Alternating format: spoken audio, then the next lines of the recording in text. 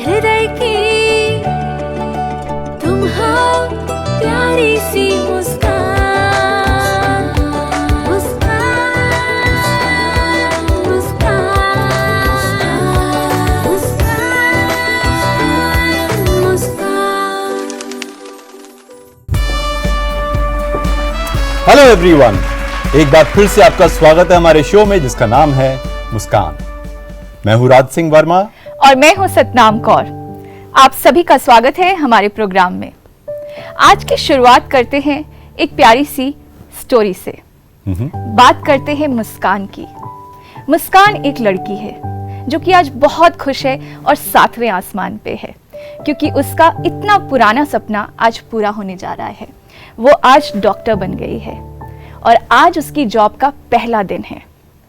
पर मैं ये आज क्या देख रही हूँ? ये मुस्कान के चेहरे की हंसी इतनी कम क्यों हो गई है? ये इतनी निराश क्यों दिख रही है? It's a very thought provoking thing. आज की तारीख में मुस्कान जैसे बहुत सारे हैं हमारे समाज में। इनफैक्ट एक रिडल है। अभी अभी जब इन्होंने अपनी स्टोरी बताई, मेरे जहन में एक रिडल आया। मैं आप सभी से पूछता हूँ, हमारे खूबसूरत पैनलिस्ट जो बैठे हैं, सबसे पहले आप सबका स्वागत है। आप सब ने समय निकालकर यहाँ आए और हमारे अलग अलग पहलुओं पर हम बात करेंगे। मेरी बाईं ओर है भाग्यश्री जी, आदिति जी, ललिता मक्कड़ जी और Ritu Thakkar ji. Very warm welcome to all of you.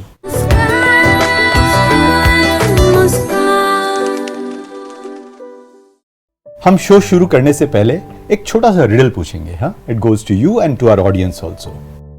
एक बार एक बेटा और उसके पापा ड्राइव पे जा रहे थे और एक्सीडेंट हो गया। पापा की इमीडिएट डेथ हो गई। बच्चे को हॉस्पिटल लाया गया और हॉस्पिटल में डॉक्टर ने कहा कि मैं इसका ऑपरेशन नहीं कर सकते। तो लोगों ने पूछा क्यों? तो उसने कहा नहीं, I can't, he is my सन। तो everybody surprise, why? Father died. Do you know क्या हो सकता है, क्या रीजन हो सकता है, क्यों नहीं उन्होंने ऑपरेट किया? Any answers from my panelist experts? Satnam, you, audience, you, क्यों नहीं ऑपरेट किया? क्यों नहीं किया? क्यों डॉक्टर ने ऑपरेट नहीं किया? क्योंकि वो उसका बेटा था। हाँ, पापा की तो मृत्यु हो गई थी, लेकिन उसने कहा कि मैं नहीं कर सकता क्योंकि यू नो फियर, वो उसकी माँ है। परफेक्ट। देखो, हम सोचते ही नहीं है, हम सोचते ही नहीं है कि डॉक्टर माँ हो सकती है। ये हो गई हमारी मेंटालिटी समाज में। Perfect, very good answer. In fact जब भी ये पूछा गया था, लोग सोचते हैं शायद भूत था या कुछ और था, क्या हो गया, माँ आती नहीं है। And I am very happy you could think of it, क्योंकि खुद डॉक्टर हैं। बिल्कुल, आप खुद डॉक्टर हैं। Exactly, that's awesome. तो हम इसी मुद्दे को आज हम लाएंगे आगे और इस पर चर्चा करेंगे। Basically what are the challenges of a working woman. You know, जितना हमने सुना है कि एक वर्किंग वुमन का सबसे बड़ा चैलेंज होता है कि घर भी संभालना, ऑफिस भी संभालना, ऑफिस में फिर डिस्क्रिमिनेशन, हैरेसमेंट्स होते हैं, सिक्योरिटी इश्यूज होते हैं, एक्सप्लॉयटेशंस होते हैं। These are the challenges they face. Obviously, psychologically they are affected और health पे असर आता है because they have to balance and they have to live that life. Right. तो हम शो की शुरुआत करने से पहले देखेंगे हमारी रिसर्च क्या कहती है। Let's watch a little video on the research. आज समाज में स्त्रियों ने अपनी एक अलग जगह बनाई है। बहुत काल से अपने अधिकारों के लिए महिलाएं निरंतर प्रयास करती आई हैं। रूढ़िवादी समाज के चलते इस मकाम को हासिल करने के लिए उन्होंने बहुत मेहनत की है और कई मुश्किलों का सामना भी किया है और शायद आज भी कर रही हैं। हालांकि दूर से देखने पर ऐसा लगता है मानो विश्व प्रगति पर है और कार्यस्थलों पर महिलाओं की हिस्सेदारी बढ़ रही है, पर हकीकत कुछ और ही है। रिपोर्ट्स की माने तो प्रगति धीमी नहीं है बल्कि रुकी हुई सी है। आइए नजर डालते हैं कुछ विशेष पहलुओं पर। कार्यस्थलों पर महिलाओं की भागीदारी हर स्तर पर कम है। एंट्री लेवल जॉब से लेकर मैनेजरियल रोल्स तक। विमेन इन वर्कप्लेस 2018 की रिपोर्ट के अनुसार केवल 38% महिलाओं को ही मैनेजरियल पोजीशंस पर प्रमोशन मिलता है, जबकि पुरुषों के लिए यह आंकड़ा 62% है। अधिकतर जगहों पर महिलाओं को पुरुषों के समान वेतन भी नहीं दिया जाता। लेबर ब्यूरो के अनुसार पुरुषों के लिए औसत डेली वेज रेट 271 है, जबकि महिलाओं के लिए यह 206 रुपए है। गर्भावस्था के आधार पर भी महिलाओं के साथ भेदभाव किया जाता है। यदि एक गर्भवती महिला नौकरी के लिए अप्लाई करती है तो नौकरी देने से पहले एम्प्लॉयर को सोचना पड़ता है। या तो उन्हें हायर नहीं किया जाता और जो पहले से ही कार्यालयों में कार्यरत हैं उन्हें फायर कर दिया जाता है।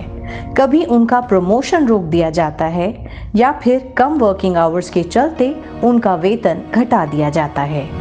द गार्जियन की रिपोर्ट के अनुसार 50,000 से ज्यादा स्त्रियों को गर्भावस्था के दौरान ही नौकरी से निकाल दिया जाता है।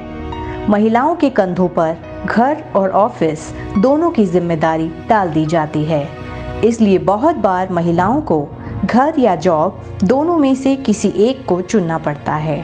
और अगर बात हो फैमिली प्लानिंग की तो इसकी जिम्मेदारी भी उन्हें अकेले ही उठानी पड़ती है।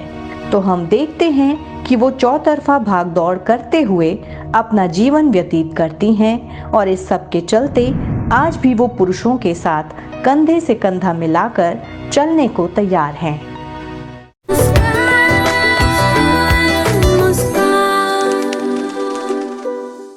सो डॉक्टर ललिता जी, मैं आपसे पूछना चाहूंगी यहाँ पे कि आपने भी आप एक वर्किंग वुमेन है, उसके साथ साथ आप घर भी संभालते हैं, तो आई एम श्योर कि आपने बहुत सारे चैलेंजेस अपने प्रोफेशनल लाइफ में देखे होंगे। तो सबसे पहले आप ही से शुरुआत करते हैं और जानते हैं कि आपका जो ये सफ़र रहा फिजियोथेरेपिस्ट से वेलनेस कोच तक का, और अभी आपके अंडर में बहुत सारे फिजियोथेरेपिस्ट काम करते हैं, तो ये कैसा रहा और इसमें आपने क्या चैलेंजेस फेस किए?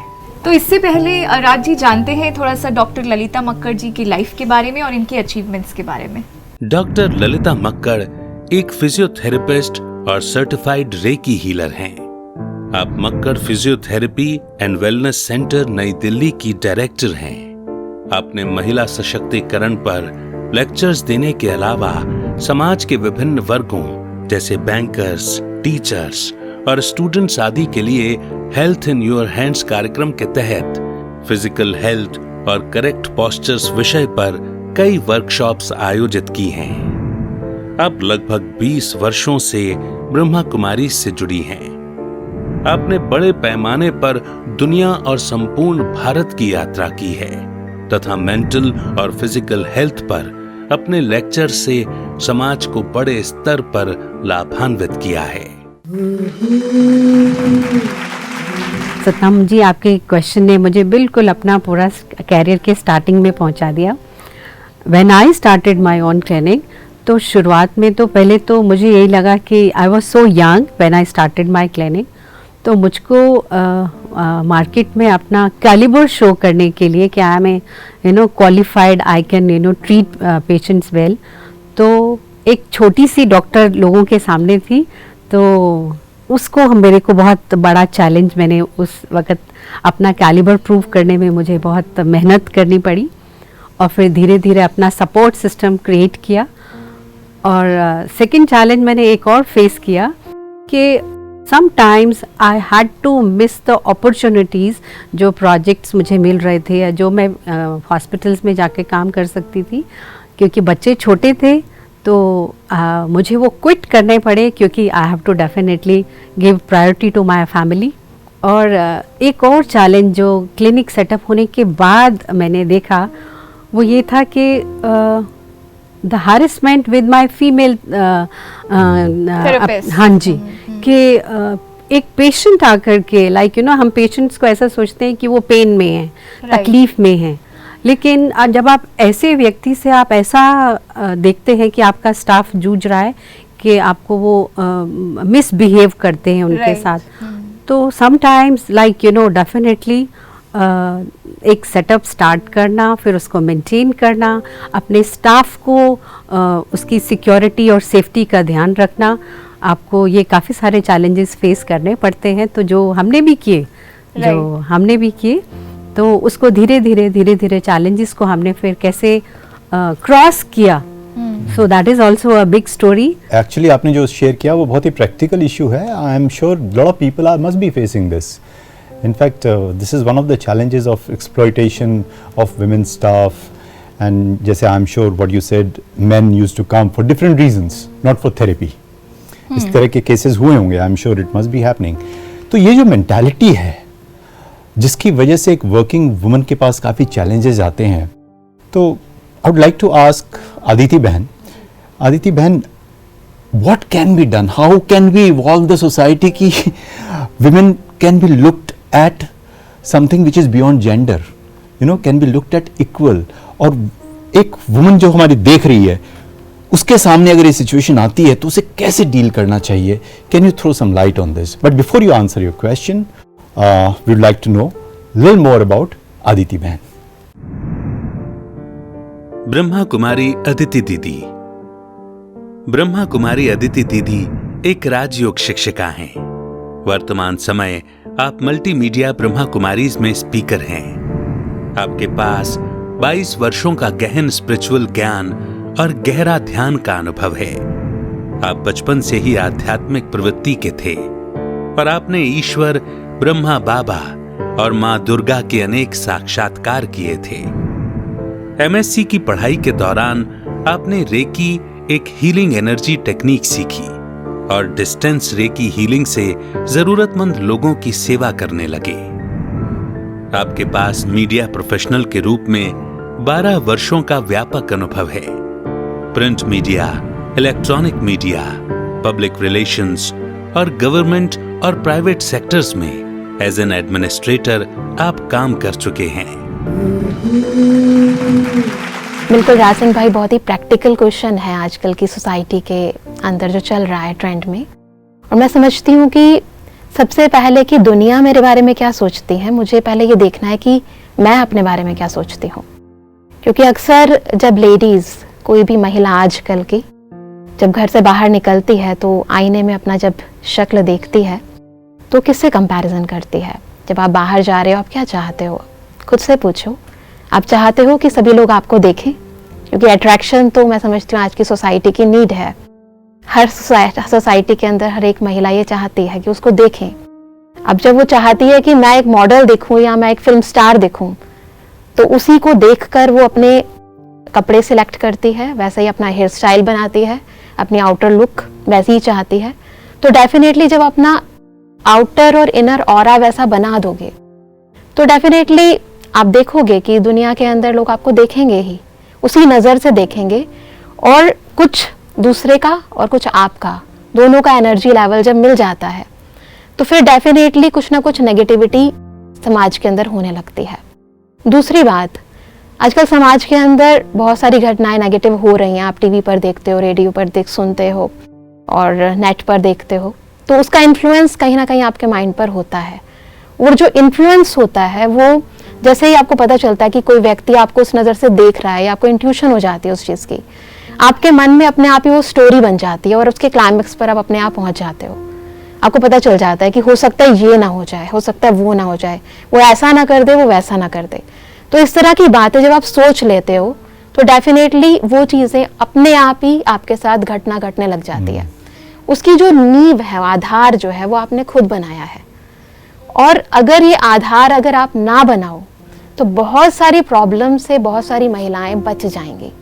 और जो मैंने अपनी प्रैक्टिकल लाइफ में किया, क्योंकि बेसिकली हम मीडिया में रहे तो कई बार रात देर रात तक भी आपको काम करना पड़ता है. कई बार आपको बहुत बड़ी जगह पर भी जाना पड़ता है, कई बार आपको स्लम्स में भी जाना पड़ता है, पॉलिटिशियन से भी मिलना पड़ता है, जैसे हम कहेंगे नेताओं से भी, अभिनेताओं से भी, और फिर क्रिमिनल से भी मिलना पड़ता है. तो ऐसे में आप क्या करोगे? एक सिंपल सॉल्यूशन ये है कि आप सबसे पहले ऑप्टिमिस्टिक अप्रोच रखो. अपने लिए अच्छा सोचो, आपके साथ अच्छा हो, 100% उस पर यकीन रखो. थोड़ा सा आपका हार्ड वर्क, थोड़ा सा आपका खुद पर निश्चय, थोड़ी सी आपकी ऑप्टिमिस्टिक अप्रोच जो है लाइफ के लिए आपको बहुत अच्छी पे करेगी. और आप देखोगे आपकी लाइफ में आप बहुत सारे नेगेटिव इंसिडेंट से बच जाओगे. यहाँ पर आपने अपने प्रोटेक्शन की बात की, आपने एक मेंटल लेवल की बात की, तो एक और चीज़ जो मेरे जहन में आ रही है कि बहुत बार कुछ सिचुएशंस होती हैं जो हमारे हाथ में नहीं होती हैं, और बहुत बार ऐसी सिचुएशंस होती हैं जहाँ पर हमारा रिएक्शन, हम अपने आप को संभाल सकते हैं. लेकिन आजकल देखा जाता है कि जॉब में मेंटल एंड फिजिकल हरासमेंट भी बहुत ज़्यादा बढ़ता जा रहा है। तो ऐसी सिचुएशंस में हम लड़कियों को क्या करना चाहिए, क्या एक्शंस लेने चाहिए? मैं भाग्यश्री जी से पूछना चाहूँगी, क्योंकि आप बहुत सारी लड़कियों के साथ काम कर रही हैं और आपका पुलिस के साथ भी और लॉ के साथ भी बहुत सारी चीज़ें होती रहती है मतलब।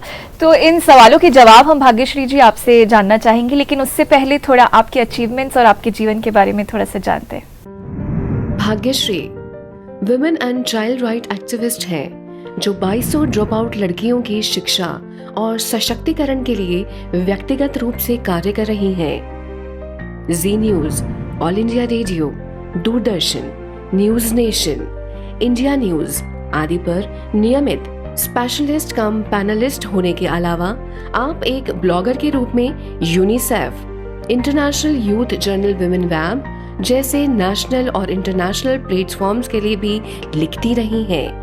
हाल ही में आपको वर्ल्ड विमेन लीडरशिप कांग्रेस और सीएमओ एशिया द्वारा ग्लोबल विमेन अचीवर्स पुरस्कार से सम्मानित किया गया है। अगर हम लोग वर्क प्लेस पे हैरेसमेंट की बात करें तो इट्स वेरी इंपॉर्टेंट कि मेंटल और फिजिकल हैरेसमेंट, जिसमें इमोशनल हैरेसमेंट भी आता है, वो हम लोग जनरली देखते हैं। जैसा कि मैं ड्रॉप आउट्स बीटीयू के लिए काम कर रही हूँ, तो उसमें एक जो सेक्शन हम लोगों ने रखा हुआ है वो पुलिस अटैचमेंट रखा हुआ है, क्योंकि बेटियां जो हैं वो बहुत ज़्यादा डोमेस्टिक वायलेंस और बहुत सारे जो वायलेंस है उनके शिकार है, तो बोल नहीं पाती है। तो मे बी हम लोग उनको एक प्लेटफॉर्म पे ले पाएँ। तो जनरली जो चीज़ें मैंने ऑब्जर्व की हैं और जो देखी हैं, पहली चीज़ ये है कि जब हम लोग वर्क प्लेस पे होते हैं तो मान लीजिए सबसे पहले तो घर से हम लोग जो रास्ता वर्क प्लेस का तय करते हैं वहीं पे हमें बहुत सारे लोग टीज करते हैं। राइट। सेकंड चीज़, जब हम वहाँ पे पहुँच जाते हैं तो हमारे जो कलीग्स होते हैं वो जेंडर के बेस पे, सेक्स के बेस पे, मैरिटल स्टेटस के बेस पे हम लोगों को मेंटली हैरेस करते हैं। और जब हम लोग तीसरे लेवल की बात करें तो अगर हम लोग बेसिक किसी वर्क प्लेस की बात करें तो छोटे छोटे इश्यूज होते हैं महिलाओं के साथ कि उनकी नाइट ड्यूटी लगा दी जाती है, उनको ड्यूटीज़ में बहुत सारी चीज़ें होती हैं। मेंटली जो लड़के होंगे या जो स्टाफ होगा उन पे कमेंट करेंगे, कुछ ऐसी अभद्र टिप्पणियां करेंगे। तो बहुत सारी चीज़ें यहाँ पे हम लोग देख सकते हैं। हम लोग ज़्यादा सोसाइटी में फिजिकल हैरेसमेंट की बात करते हैं, लेकिन इमोशनल हैरेसमेंट हमें ड्रेन कर देता है क्योंकि वो अंदर से होता है। राइट। तो जो पहली चीज़ मैंने नोटिस की है बीइंग अ वुमेन, क्योंकि मैं भी बहुत जगह, ऐसा कोई भी नहीं है जिसके साथ हैरेसमेंट नहीं हुआ हो, हमने बहुत जगह इस चीज़ को फेस किया है बचपन से लेके। सबसे पहली चीज़ पेट्रियार्कल जो हमारा यहाँ पे माइंडसेट है उसको मैं बहुत बड़ा मानती हूँ। हम लड़कियों को बचपन से सिखाया जाता है बी नाइस। हमें कभी भी पेरेंट्स ये नहीं कहते कि बी लाउड। अगर कोई चीज़ आपके साथ हो रही है तो be loud, why you are scared, डरते क्यों हो? गलत हुआ है तो आपको बोलना चाहिए। यहाँ पे दो चीज़ें होती हैं, एक होता है विक्टिम, एक होता है सर्वाइवर। महिला या लड़की के साथ कुछ भी गलत होता है तो उसे हम लोग सर्वाइवर की तरह नहीं ट्रीट करते हैं, हम लोग उसे विक्टिमाइज कर देते हैं कि ये विक्टिम है। राइट। सोसाइटी उसे एक्सेप्ट नहीं करती है। तो वो जो फियर है वो हमारे अंदर हमेशा से होता है, इसलिए हम नहीं बोलेंगे शादी कौन करेगा, कौन तुम्हें एक्सेप्ट करेगा। तो वो फियर बचपन से हम लोगों में डाल दिया है। दूसरा, अगर हम पे जॉब का प्रेशर है कि हम लोग जॉब कर रहे हैं, मेरा फैमिली का जो स्टेटस है वो इतना कम है कि मुझे जॉब करना मजबूरी है, तो भी महिलाएं और लड़कियां नहीं बोल पाती कि मेरी जॉब ना चली जाए। तो कहीं ना कहीं वो कॉम्प्रोमाइज कर जाती हैं, क्योंकि उनके अंदर दो वॉर हैं, एक है इंटरनल वॉर, एक है आउटर वर्ल्ड का जो वॉर है। इंटरनल वॉर हमारे अंदर इसलिए शुरू हो गया क्योंकि हमारी फैमिली सपोर्टिव नहीं है, वो हमारी चीज़ों को नहीं समझ पा रही है। हम चाहते हैं कहना पर हमें पता है कह के कोई फ़ायदा नहीं है। तो वो जो इंटरनल वॉर है वो हमें बहुत ज़्यादा ड्रेन कर देता है और उसके कारण हम हमेशा कश्मकश में रहते हैं। और कोई भी चीज़ अगर हमारे साथ होती है तो ना तो हम उन्हें हमारे फ्रेंड से शेयर कर पाते हैं, फैमिली से शेयर कर पाते हैं, ना ही हम लोग पुलिस तक पहुंच पाते हैं। और इसमें ये भी देखा गया बहुत बार जो लड़कियां थोड़ी बोल्ड होती हैं, कर लेती हैं, तो उन्हें भी जज किया जाता है। डेफिनेटली, मैं ये खुद ये चीज़ I am very much ambitious, मैं बहुत एम्बिशियस रही हूँ अपने ड्रीम्स को लेके। जो सही है वो सही है, जो गलत है वो गलत है। तो in one word I can conclude कि ambitious is still a dirty word for a women. उनको लगता है कि अगर एक लड़की एम्बिशियस है वो एक अच्छी बीवी नहीं बन सकती, एक अच्छी माँ नहीं बन सकती, घर को नहीं संभाल सकती। बट ऐसा नहीं है। मुझे लगता है कि एम्बिशियस होना आपको गलत नहीं है। एम्बिशियस अगर एक महिला है वो उसकी आइडेंटिटी है, कहीं ना कहीं वो अपने आप को प्रूव कर रही है और प्रूव करने की उसे ज़रूरत नहीं है, क्योंकि एक महिला के रूप में जब वो पैदा हुई है तो वो ऑलरेडी प्रूव्ड है और वो ऑलरेडी उतनी शक्ति है, नारी है। बट हम लोग एम्बिशियस को हमें थोड़ा सा इस तरीके से देखना चाहिए कि एक महिला का अपना एक अस्तित्व है और जो वो चाहती है करना अपने करियर में या किसी भी चीज़ में, वो उसे हमें करने देना चाहिए और वो वही कर रही है। भाग्यश्री जी, आपने जो पॉइंट रेज किया है उससे मुझे थोड़ा सा, और अदिति बहन ने कहा कि हम कई बार ये सोचते हैं कि हमारे साथ ऐसा ना हो जाए। हम रितु बहन से पूछना चाहेंगे, रितु बहन, आध्यात्मिकता को अगर हम यूज करें तो इस तरह के इश्यूज से डील किया जा सकता है? अगर यस तो कैसे? इनका ओपिनियन जानने से पहले आइए जानते हैं हम रितु बहन के आज तक का सफर। रितु ठक्कर, आप 15 साल से राजयोग का अभ्यास कर रही हैं और आप राजयोग टीचर भी हैं। आपने बहुत से प्रतिष्ठित संस्थानों में लेक्चर्स भी दिए हैं, जिसमें Rajasthan atomic power station, bank of America, L&T, ICICI, Pidilite industries, city bank, Reliance industries limited जैसी कई प्रमुख कंपनीज के नाम शामिल हैं। इसके अतिरिक्त आपने border security forces, state police, CISF, CRPF, ITBP और विभिन्न मिलिट्री और पारा मिलिट्री फोर्सेस के लिए बेहतरीन सेशंस भी कंडक्ट कराए हैं। That's a very interesting question Raj भाई। जैसे हम कई बार जब विमेन की बात करते हैं तो एक कॉमन जो थॉट सरफेस पर आता है, पीपल से दे आर वीक ना, दे आर इमोशनली वीक। अब कहीं ना कहीं बचपन से ही एक कंडीशनिंग इन द सोसाइटी कि अच्छा, ये जैसे आपने कहा कि अकेली जा रही है तो कोई साथ में चला जाए। Now the messages that the girl gets from the beginning is that we need protection, right? तो वो उनकी प्रोग्रामिंग हो चुकी रहती है। And then what we do is हम उसको कहीं ना कहीं बाहर प्रोजेक्ट करने लगते हैं। जैसे बताया कि फियर। नाउ फियर क्या है? जैसे हम सोचते हैं ये हो ना जाए। फियर क्या है? False evidence appearing real. वो है नहीं अभी, लेकिन हमने उसको मन में क्रिएट कर लिया। नाउ ये हम कहते हैं, जहाँ पे हम कह रहे हैं कि it's like a weaker side, कि हम उसको अपनी नेगेटिव साइड की तरह लेते हैं। लेकिन एक बहुत ब्यूटीफुल लर्निंग इससे ये भी निकलती है कि जहाँ पे वो विमेन सेंसिटिव है ऑफ हर एनवायरनमेंट, उसमें एक स्ट्रेंथ ये भी है कि वही सेंसिटिविटी हमें बाहर की परिस्थितियों को, लोगों के वाइब्रेशंस को कैच करने की जो पावर है वो भी हमें देती है। Why don't we use that power instead of saying women are weak emotionally या women are sensitive? Why don't we use that sensitivity as our strength? वो हमारी शक्ति भी तो है, क्योंकि हम सिचुएशंस लोगों की नजरों से परख सकते हैं कि what are they feeling, वो वाइब्रेशंस हम कैच कर रहे हैं। बट अब उसको यूज कैसे करना? वेरी सिंपली, हमें उसको जैसे ही हमने परखा, एक मेंटल इमेज हम अपनी क्रिएट कर ले that I am protected, I am safe. और ये उस समय नहीं, ये प्रैक्टिस हमें अपनी बच्चियों को पहले से, कि आप जहाँ भी है you are in the canopy of God, आप उस परमात्मा की छत्र छाया में हैं और सदा सेफ हैं। ये इमेज हम जितना हम अपने लिए क्रिएट करते हैं, तो हमने क्या किया, वो जो फॉल्स एविडेंस जो क्रिएट किया था उसकी जगह हमने मन को एक कॉन्ट्रडिक्टरी इमेज दे दी, एक contradictory image that you are safe. First step, हमने वो परखने की शक्ति को राइट वे में यूज किया। ये सिचुएशन में कुछ सही नहीं लग रहा है।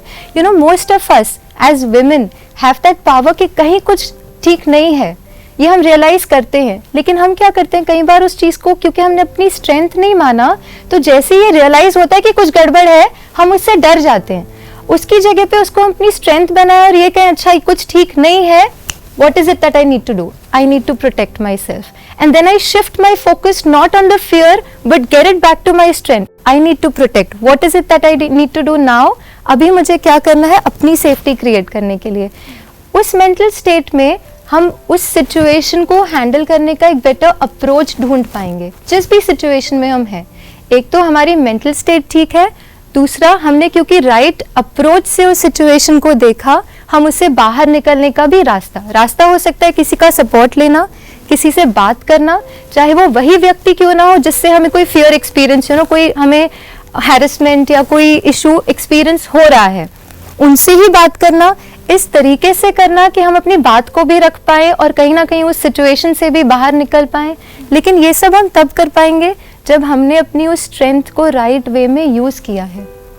Right, very well said. मतलब यहाँ पे आपने एक स्पिरिचुअलिटी को अलग ढंग से यूज़ करने की बात की है जी। और मुझे लगता है ये बहुत स्ट्रॉन्ग पॉइंट है, बिकॉज जब हम मेंटली स्ट्रॉन्ग रहते हैं जी। तो एक अवेयरनेस आ जाता है, एक अटेंटिवनेस आ जाता है कि एंड उस हमारी वक्त बॉडी में डिसीजन क्या लेना है। एब्सोल्युटली। एंड यू नो हमें कई बार लगता है कि बिकॉज सामने वाला इस तरह से कर रहा है और हम वीक हो जाते हैं तो सामने वाला और ही उन्हें पावर मिल जाती है। एग्जैक्टली ज्यादातर मुझे लगता है यही देखा जाता है जी। कि हम जैसे हम पुलिस की भी बात कर रहे थे, लॉ की बात कर रहे थे, जी। तो हम वो डर के कारण ही निकल नहीं पाते हैं जी। उस चीज से, क्योंकि अंदर कहीं ना कहीं वो वीकनेस है, वो डर है जी। कि छोड़ो जाने दो, कुछ बड़ा हो जाएगा या सोसाइटी में क्या बोलेंगे, फिर फैमिली प्रेशर अलग रहता है। सो अगर आपकी एनर्जीज प्रॉपर है तो you have that strength also कि अब आगे क्या एक्शन लेना है। तो जैसा कि हमने देखा, हमारा डिस्कशन है विमेन के चैलेंजेस वर्क प्लेस पे। तो हमने काफ़ी लोगों से राय पूछी, एक्सपीरियंसेस पूछे, उनके अपने इंसाइट्स जाने हैं और वो हम देखेंगे कुछ वीडियो बाइट्स के जरिए।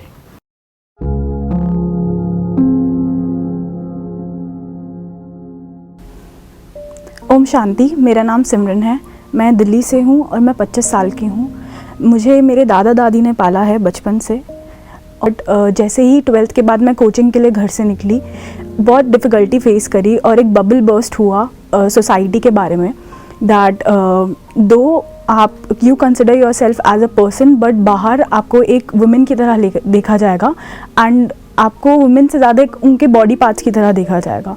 तो अगर मेट्रो में कम्यूट करना है या फिर बस में जाना है तो आपको बैड टच मिलेंगे। पहले दिन तो मुझे ये चीज़ नहीं पता था, लेकिन एक पॉइंट पे जब आपको ये चीज़ फील होती है तब आपको रियलाइज़ होता है कि नहीं, मुझे अपने आप को खुद ही प्रोटेक्ट करना होगा।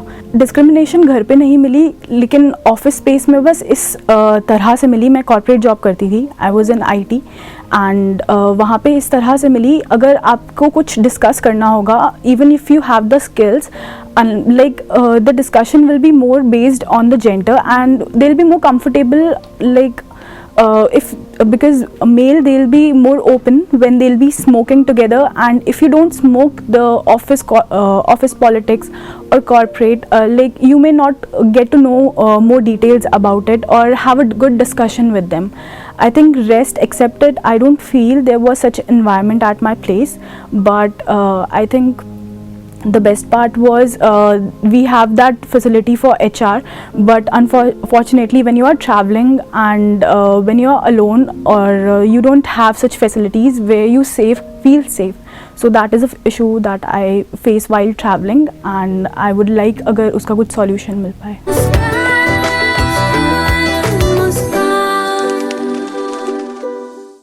तो इसके ऊपर जब हम सॉल्यूशन की बात करते हैं तो मैं अब डॉक्टर ललिता जी आपसे पूछना चाहूँगी कि आप इसके ऊपर क्या सॉल्यूशन देना चाहते हैं। बिल्कुल हमारा जो डिस्कशन जा रहा है यही कि गर्ल्स को और बॉयज़ को, एक तो पेरेंट्स को एक तो इक्वल हम उनको अपॉर्चुनिटीज़ दें और उनको हम ऐसे मॉरल वैल्यूज़ दें कि वो जब बिटिया बड़ी होकर के अपने कामकाज के जगह पर जाती है तो उसका वो सेल्फ एस्टीम इतना स्ट्रॉन्ग हो, हाई हो कि उसको जो भले वो नेगेटिव एनर्जीज को देख रही है, लेकिन अगर अपना सेल्फ एस्टीम हाई है, जैसा हमने भी like you know in my clinic also I also did the same thing, कि अपना एक सेल्फ एस्टीम कि I am the doctor, I am the healer, so भले वो नेगेटिव एनर्जी के साथ आ रहे हैं या पेन में भी आ रहे हैं, तो जो एक ये पॉजिटिव सेल्फ एस्टीम जब होता है तो आपको दूसरों को एक गिवर की स्टेट में आकर के हील करना,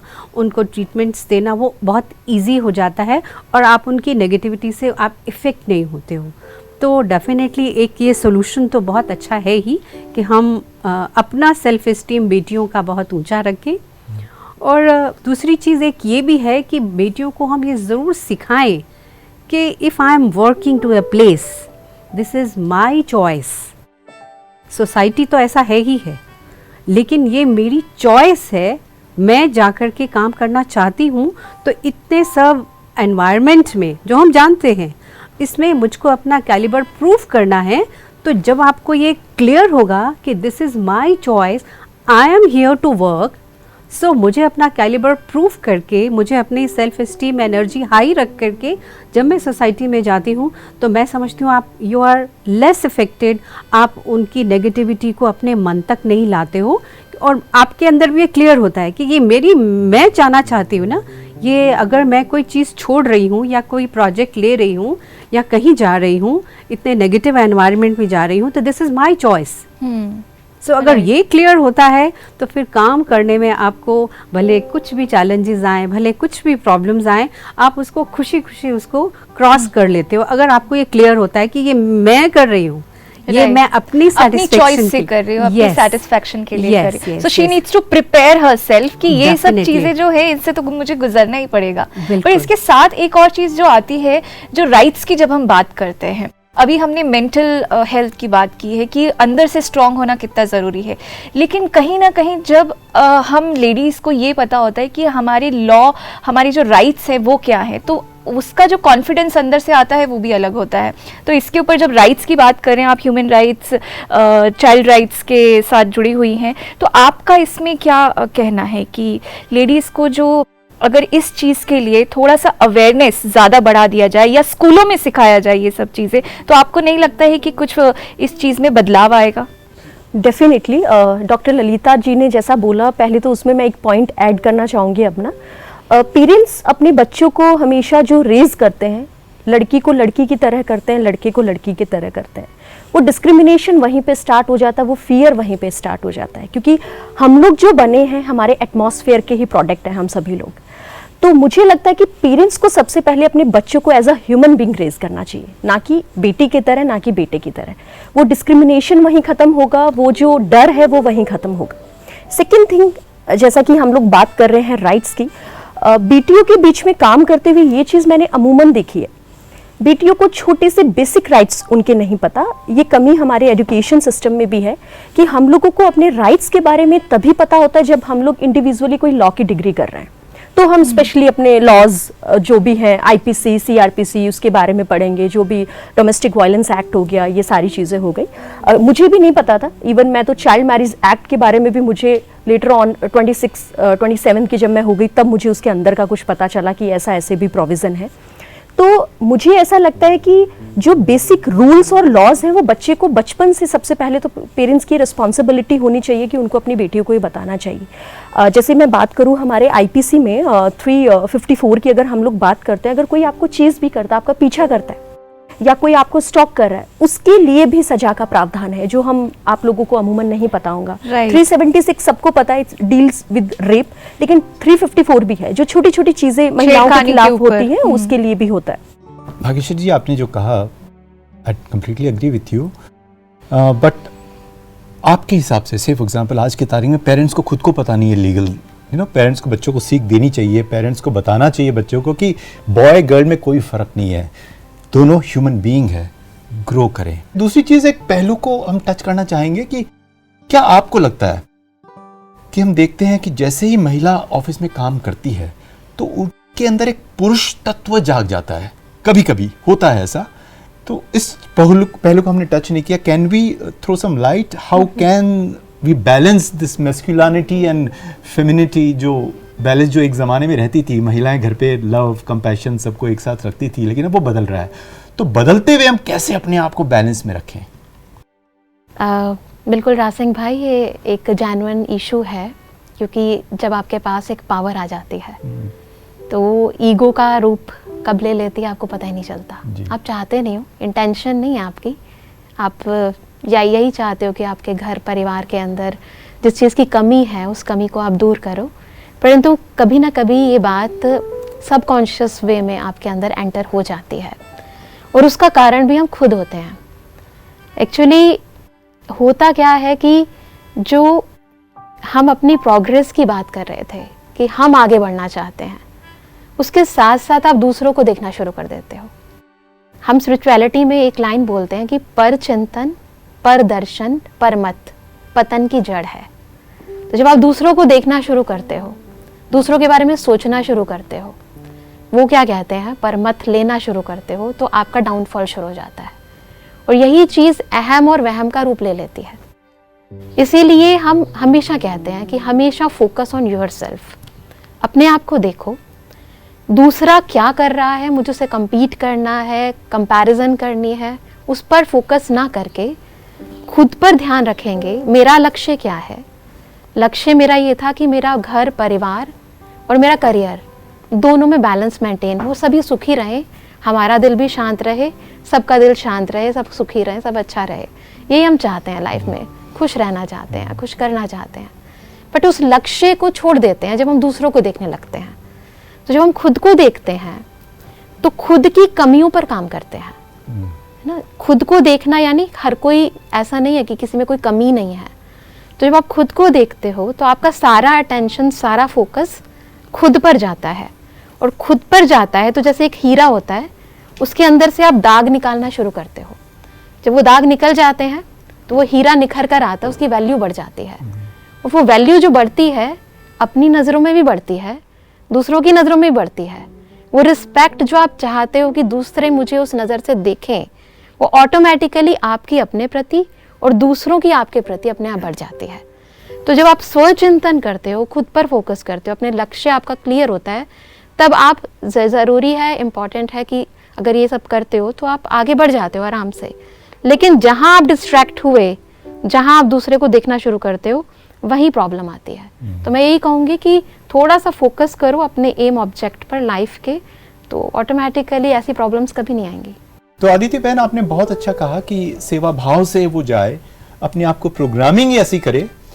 बट एक सिचुएशन जो हमारी सिमरन बहन ने बताई है, उसके साथ अभी हो रहा है ये कि लोग स्मोक करते हैं, मे बी ड्रिंक्स करते हैं, और उसके बीच में उसे काम करना पड़ता है, which could be very difficult. और अगर वो उसमें इन्वॉल्व नहीं होती है तो उसके साथ बायस्ड हो जाते हैं, और एज बॉडी पार्ट्स से देखा गया है। तो प्रैक्टिकली अपने आप को तो सशक्त करना बहुत ज़रूरी है, लेकिन प्रैक्टिकली कहीं युक्ति से, कहीं विजडम से उस सिचुएशन में रहते हुए अपने आप को कैसे बचा के रखे और फिर भी एक सपोर्ट सिस्टम का हिस्सा बनी रहे वो। तो कोई तरीका आपके जहन में आता है आध्यात्मिक? जी, इसको हम दो एस्पेक्ट्स में देख सकते हैं। द फर्स्ट एस्पेक्ट, जब हम इक्वालिटी की बात करते हैं तो कहीं ना कहीं in a physical sense we may be different, right. तो कहीं ना कहीं कुछ डिफरेंसेस हैं, but the awareness that I as a being can create is soul level पे तो हर एक, every being is equal, right. So physical तौर पे we all may be different, even a women and women can have a different level of strength, but the soul is always pure, the soul is always powerful, वो quality है soul की जो कहीं ना कहीं हम lose कर देते हैं। But what we need to do today is, let's say if I talk about Simran, तो can I create an awareness that I am a being, when I am in that self esteem that I am a being, the other person is also that being. So हो सकता है इससे पूरी दुनिया नहीं change हो, I understand, लेकिन मेरी दुनिया ज़रूर चेंज हो जाएगी जब मैं अपने देखने के तरीके को चेंज करती हूँ। And the second aspect of it, when we talk about coming into action, जैसे उन्होंने कहा कि इट्स वेरी कॉमन कि एक सिगरेट का एक एरिया होता है जहाँ पे people go and they smoke and they have a lot of discussion, और वहाँ पे जो बॉन्डिंग हो जाती है वो शायद ऑफिस में नहीं होती। This is a very common Chai sutta friends, they That's call right. nowadays. That's right, Hanji. So this is a very common happening, but I'll tell you my experience. So I worked with corporate for almost about 12 years, and one of the places where I worked, वहाँ पे almost I've spent 6 years. अब जब उस organization में मैंने join किया, so immediately after few months एक conclave था जिसके लिए all of us went to Goa, और पूरी टीम थी, everybody from across the country, सभी आए हुए थे। And because I was new, वो मुझे बहुत अच्छे से जानते नहीं थे। So what happened is, I picked up my book. मैं अपनी बुक लेकर एक अच्छी सी जगह पे जाके I started reading books. So एक it became like a joke. Obviously because कोई नया है, कोई अलग सा उन्हें लग रहा है। But over a period of time, I can tell you that वो जो journey मेरी 6 साल की उनके साथ रही, they realized that this person may not engage with you on things that she's not convinced. वो जिस बात के लिए आपके आपसे कन्विंस्ड नहीं है, वो उसका हिस्सा नहीं बनेंगी। लेकिन आपको ऑफिस में किसी भी बात में you are stuck somewhere, you know this, you can reach out this person. आपको पता है कि कोई चैलेंज है, कोई डेडलाइन है, कोई नहीं भी सपोर्ट करेगा, but you reach out, this person will help you with a solution. And in that process एक ऐसा बॉन्ड पूरी टीम के साथ हो गया था, that when I left it was more like a family for me. I was leaving people who were so close to me. और जैसे कोई गेट टुगेदर है, कुछ पार्टी है, you know, there were birthday celebrations, there were all sorts of celebrations. So वो जानते थे that I follow certain restrictions, but what I used to do is, you know, I would be the first person to go and, you know, serve अच्छा, you know, there's samosa, there's cold drink, I would just help everybody. Is everybody comfortable? अब उस चीज ने ये कर दिया कि एक बहुत strong bonding कर दी. So they stopped looking at me in a different way. Right. लेकिन वो करने के लिए we have to one create our own, you know, state of mind which is, you know, we have accepted ourselves, we are all beings, we are equal. First is that. Exactly. And second, put it into practice. I may not be a part of what you are doing, but I can be equally loving. मैं उतना ही अब, you know, I'm part of the group. वो हमारे actions में वो प्यार, वो स्नेह, वो acceptance औरों के लिए कम ना हो. And you are respected more. At the end of the day, देखा गया you are respected more because आप अपने principal virtues पे intact हो. People look upon you later. शुरुआत में भले ही थोड़ा सा आपको लगे, लेकिन at the end of the day they will look upon you. She is definitely committed to her work and she is good. तो इस स्किल के साथ, अगर इस थॉट के साथ अगर हर रोज निकले, अपने आप को रिमाइंड करते रहे जब तक कि आपका ऑटोमेटेड सिस्टम न बन जाए, I think it will be wonderful life. And show के जरिए हम पेरेंट्स को बताना चाहेंगे कि please treat your children as equals, क्योंकि उनके जहन में बैठ जाता है, फिर निकलना मुश्किल होता है, बहुत मेहनत करनी पड़ती है.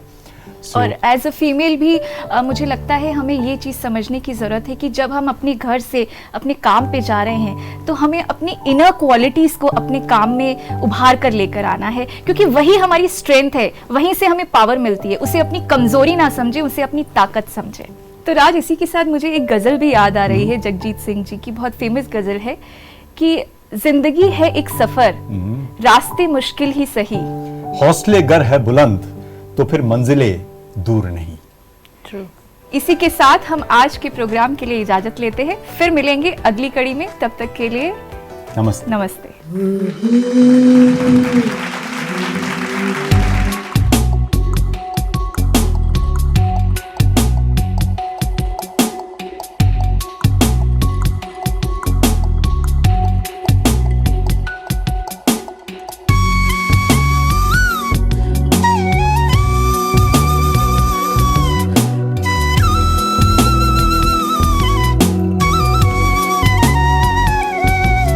मैनू कौन पछाड़े, मैनू कौन पछाड़े, मैनू कौन पछाड़े, मैनू कौन पछाड़े. मैं कुछ गो गई होरनी, मैनू कौन पछाड़े, मैनू कौन पछाड़े.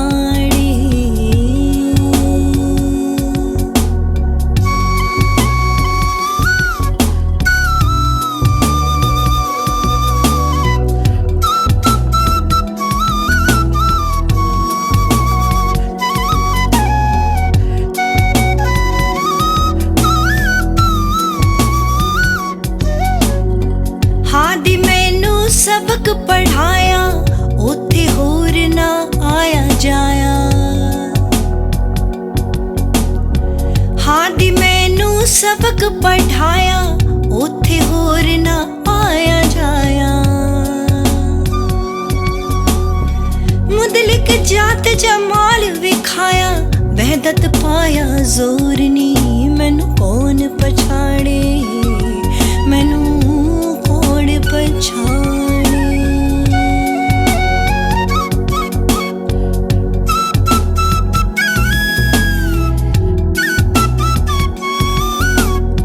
चल बुलिया चल उथे चलिए जिथे सारे अन्ने, ना कोई साडी जात पछाड़े, ना कोई सानू मन्ने.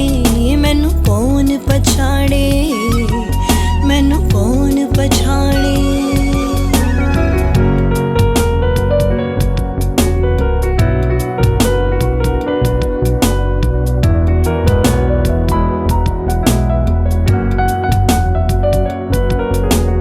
उसका मुख एक ज्योत है, घूंघट है संसार.